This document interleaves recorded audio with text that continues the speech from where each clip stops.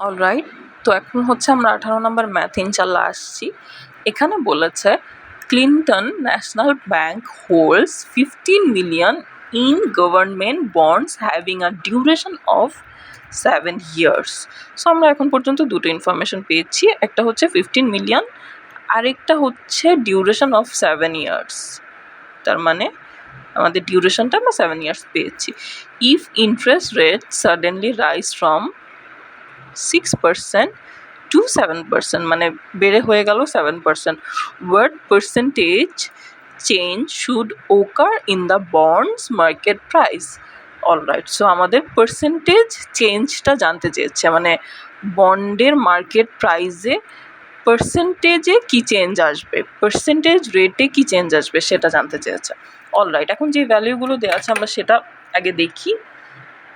আমাদের হচ্ছে market value দেওয়া আছে 15 মিলিয়ন, তারপর ডিউরেশন দেওয়া আছে 7 years, আর আমাদের চেয়েছে হচ্ছে পার্সেন্টেজ চেঞ্জটা। সো আমরা এখন ডিউরেশন থেকে মডিফাইড ডিউরেশনটা বের করব। কিভাবে? আমাদের হচ্ছে কারেন্ট ডিউরেশন দেওয়া আছে, বা যেটা আমরা যে ডিউরেশনটা আমাদের কারেন্টলি দেওয়া আছে, অ্যাকচুয়ালি রাইট নাও দেওয়া আছে, সেটা হচ্ছে 7 বাই হচ্ছে আমাদের 1 প্লাস 0.06। এটা কোত্থেকে আসলো? এটা হচ্ছে আমাদের কোশ্চেনে বলা ছিল যে আমাদের প্রিভিয়াস, মানে আমাদের পার্সেন্টেজ রেটটাই হচ্ছে 6%, সেটা থেকে বেড়ে 7% হয়ে গেল। সো আমাদের ইনিশিয়ালি পার্সেন্টেজ রেট ছিল 6%, সো আমাদের ইনিশিয়াল পার্সেন্টেজটা এখানে বসলো। সো মডিফাইড ডিউরেশনের জন্য আমরা 7 years by 1 plus initial percentage রেটটা ধরলাম, তাহলে আমাদের আসে 6.60 years। এখন হচ্ছে আমাদের পার্সেন্টেজে বা আমাদের ইল্ডে বা আমাদের রেটে আর কি কী চেঞ্জ আসে সেটা আমরা দেখি, যে চেঞ্জ ইন ওয়াই বা চেঞ্জ ইন ইল্ড হচ্ছে আমাদের কারেন্ট পার্সেন্টেজটা হচ্ছে 7% মাইনাস আমাদের প্রিভিয়াসটা ছিল 6%। এই যে বললো না 6% to 7%, সো কারেন্টটা হচ্ছে 7%। মানে আমাদের পরবর্তীতে পরে যে এটা এখানে যদি ভুল হয় বা বুঝতে অসুবিধা হয়, মনে রাখবেন যে পরের যে ভ্যালিউটা দেওয়া থাকে বা পার্সেন্টেজ রেটটা দেওয়া থাকে সেটা আমাদের, মানে পরে যে পার্সেন্টেজ রেটটা কোশ্চেনে দেওয়া থাকবে সেটা আমাদের কারেন্ট পার্সেন্টেজ রেট, আর আগে যেটা দেওয়া আছে সেটা আমাদের প্রিভিয়াস, মানে ওটা আগের জন্য ক্যালকুলেট করবো, আর পরে যেটা দেওয়া আছে সেটা মানে কারেন্টলি ক্যালকুলেট করবো আর কি, মানে প্রথমে বসাবো আর কি, সেটা পরে যেটা দেওয়া আছে সেটা প্রথমে বসাবো।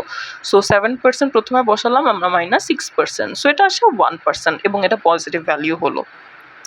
যদি ধরেন 6% to 7% বলতো সেক্ষেত্রে কিন্তু, না সরি 7% to 6% বলতো সেক্ষেত্রে কিন্তু আমাদের নেগেটিভ আসতো, কারণ সেক্ষেত্রে কিন্তু কমে গেছে এর জন্য। যাই হোক, এখন পজিটিভ এসেছে আর চেঞ্জটা হচ্ছে 1%। অলরাইট, এখন আমাদের আলটিমেটলি কী জানতে চেয়েছে? আলটিমেটলি আমাদের পার্সেন্টেজ চেঞ্জটা জানতে চেয়েছে।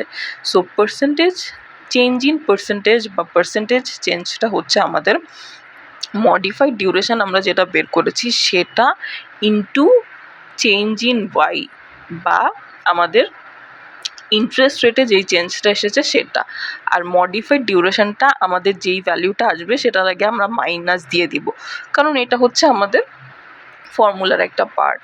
এখন ধরেন এটা যদি মাইনাস 6.60 আসতো তাহলেও আমরা আগে মাইনাস দিয়ে দিতাম। ধরেন মাইনাস 6.60 বসালাম, বসিয়ে সেটাকে ব্র্যাকেট দিলাম, তার আগে আবার মাইনাস দিতে হতো, কারণ ওই মাইনাসটা ফর্মুলারই একটা পার্ট। সো মাইনাসে মাইনাসে কিন্তু প্লাস হয়ে যেত। অলরাইট, এখন হচ্ছে আমাদের এই যে ভ্যালু দুটো বসালাম এটা ক্যালকুলেট করে আমাদের মাইনাস 6.6% আসে, তার মানে আমাদের নেগেটিভ ভ্যালু এসেছে। So the final answer is the value of bond will decrease to 6.6%. So percent আর লিখিনি, এটা তো পার্সেন্ট সাইন আমরা দিয়ে দিয়েছি।